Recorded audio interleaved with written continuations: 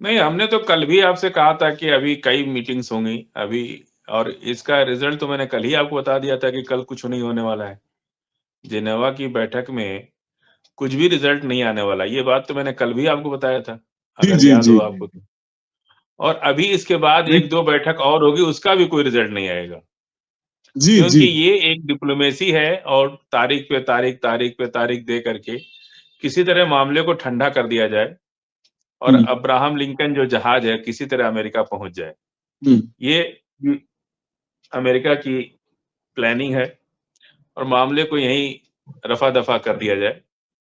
बाकी नेतन्याहू आज शायद आईडीएफ ने या इज़राइल से ही कोई बनाया है, उनकी अपनी सेना नेतन्याहू और उनकी पत्नी को गिरफ्तार करती हुई एआई जनरेटेड एक वीडियो बना करके और जी, इज़राइल के अंदर सर्कुलेट किया गया। ये मालूम है आपको कि ये उनको खबर अभी जो है अरेस्ट पूरी कर तरह लिया सामने गया, नहीं आ ये पाई। कर लिया। नहीं, नहीं, ये बहुत वायरल हो रहा है और अब इससे ये अंदाज़ा लगाया जा सकता है कि नेतन्याहू इज़राइल के अंदर कितने घिरे हुए हैं। कोई कैंसर की बात करता है, तो कोई भी वो है भी नहीं अभी इज़राइल में। तो सबसे हुँ, बड़ी हुँ, बात जो है अभी इज़राइल के ऊपर चल रही है कि इज़राइल ये सोच रहा है कि हम कुछ कर लें। अमेरिका, ईरान में दुनिया उलझी हुई है और हम कुछ कर लें। और ये बात अब इज़राइल के अंदर काफ़ी तेज़ी से उठ रही है, क्योंकि हुँ, इज़राइल की अवाम पहले से भी जेनोसाइड जो हो रहा था गज़ा के अंदर, उसके खिलाफ थी। 5-5 लाख लोग नेतन्याहू के घर के सामने धरना देते थे। हर रोज़ का काम था और पूरी तरह से इज़राइल के लोग जो है नेतन्याहू की इस बात से बिल्कुल मतलब पसंद नहीं कर रहे थे कि इस तरह की जो जेनोसाइड्स हो रहे हैं, उसे रोका जाए। क्योंकि देखिए आखिर में 12 दिन की जंग में तो इज़राइल के लोगों को भी झेलना पड़ा। वो सारी तकलीफ़ें उठानी पड़ी जो जंग में होती हैं।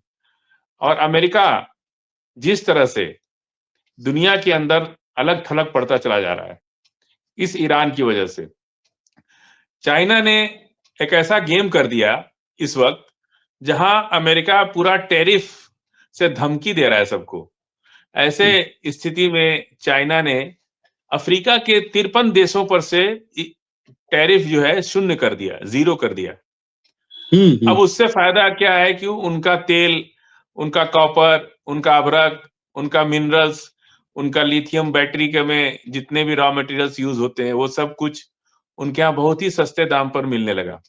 और अफ्रीका के 53 देशों पर ड्यूटी ज़ीरो कर दिया। जहाँ दुनिया और इसी का फ़ायदा आज पूरी दुनिया का कोई भी कंट्री अमेरिका से मुक्त होना चाहता है। पहली प्रायोरिटी सबकी यही है कि लोग अमेरिका से मुक्त होना चाहते हैं, कि किसी तरह हम अमेरिका से मुक्त हो जाएँ। ऐसे में चाइना जो उनके ऊपर लोग इसको कह रहे हैं कि भाई ये तो बहुत ही माने क्या कहते हैं उसको असरदार जवाब हो हुँ। गया, कि एक तरफ अमेरिका सबको टैरिफ से डरवा रहा है और चाइना टैरिफ फ्री कर रहा है, ज़ीरो टैरिफ कर दे रहा है।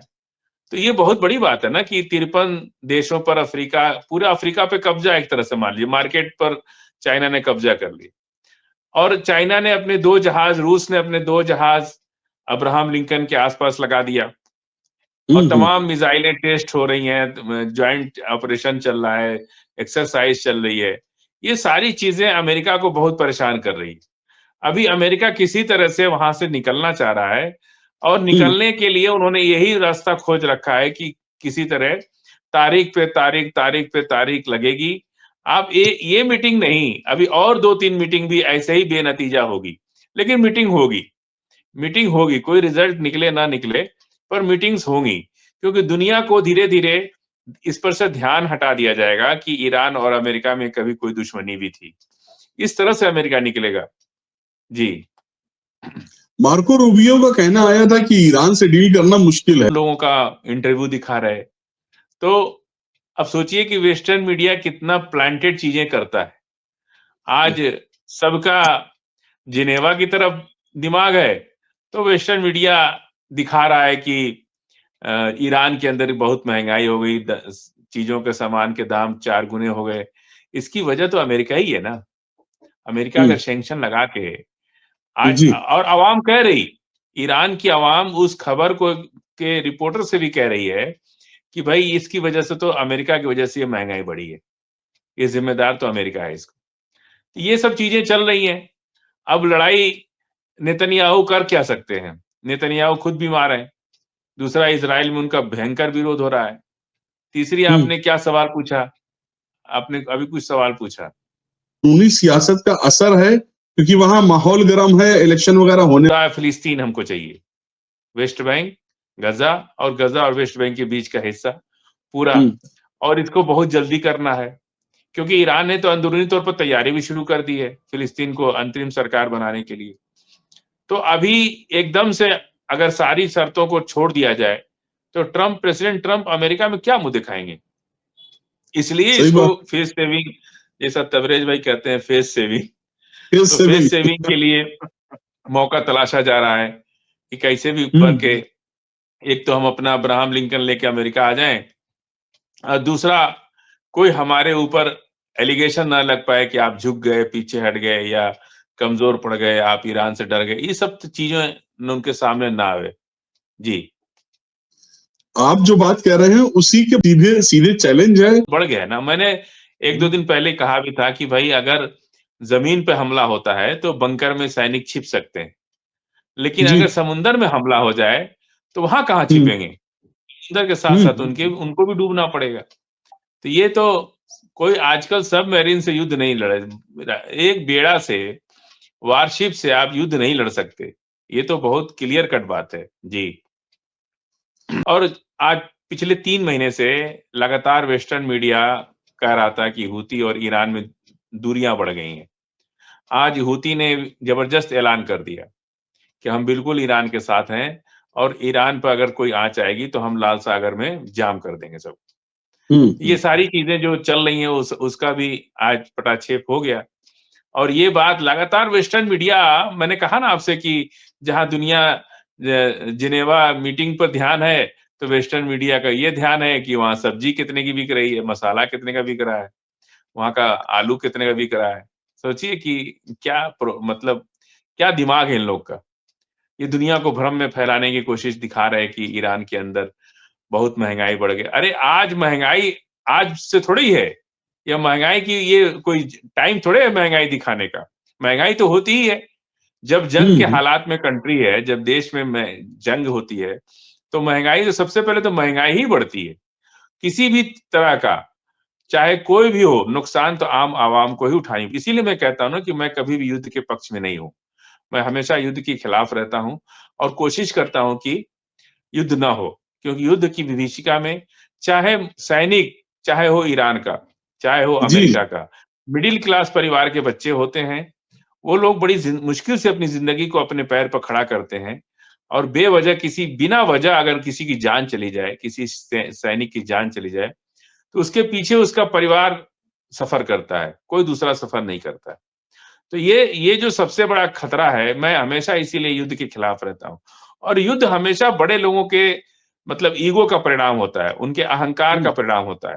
बड़े लोगों के अहंकार का परिणाम युद्ध होता है, और युद्ध में हमेशा मध्यम वर्गीय परिवार के बच्चे मारे जाते हैं। जी, नहीं, आप बिल्कुल सही कह रहे हैं। कोई भी इसमें जान की समझता हूँ कि अपने आप में अपने हर तरह से वो अपने पास जितना भी असासा है हमने मेंटेन करके रखा हुआ है।